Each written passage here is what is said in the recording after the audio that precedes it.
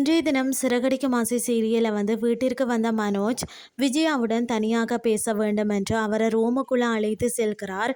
அங்கு நான் இனிமேல் கோடீஸ்வரன் ஆக வேண்டும் என்று சொன்னால் எனக்காக இதை செய்ய வேண்டும் என்று ஒரு கண்டிஷன் போடுகிறார்.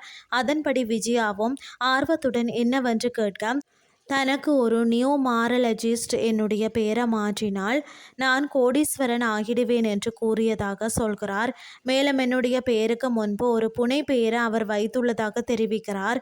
விஜயாவும் அது என்ன பெயர் என்று கேட்க பப்பரப்பா என்று கூறுகிறார். இதை கேட்டு விஜயா அதிர்ச்சி அடைகிறார்.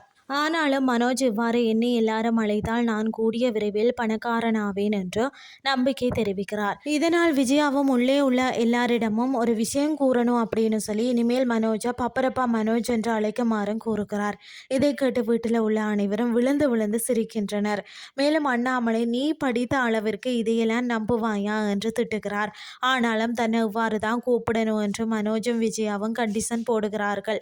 இன்னொரு பக்கம் வீட்டிற்கு வந்த ரோஹிணியிடம் அவருடைய அம்மா ஒரு அதிர்ச்சி தகவலை கூறுகிறார். அதன்படி கிறிஸ் ஸ்கூல்ல பொய் சொல்வதாகவும் சக மாணவர்கள் அடிப்பதாகவும் இதனால் டீச்சர் கடுமையாக கண்டித்ததாகவும் கூறுகிறார். மேலும் கிறிஸின் நடவடிக்கை இவ்வாறு தொடர்ந்தால் அவரை டிசி எடுத்து வேறு பள்ளியில சேர்க்குமாறு ஆசிரியர் எச்சரித்து அனுப்பியதையும் தெரிவிக்கிறார். இதனால் கோபமடைந்த ரோஹிணி கிறிஸிடம் நீ யாரை பார்த்து பொய் பேச கற்றுக்கொண்டாய், உனக்கு இந்த பழக்கம் எங்கிருந்து வந்தது என திட்டுகிறார். ஆனால் யாருமே எதிர்பார்க்காத விதத்தில் இவை அனைத்தும் உன்னிடம் இருந்து தான் கற்றுக்கொண்டேன் என்று கிறிஸ் பதிலளித்து அதிர்ச்சி கொடுக்கிறார். இதுதான் இன்றைய நாளுக்கான எபிசோட்.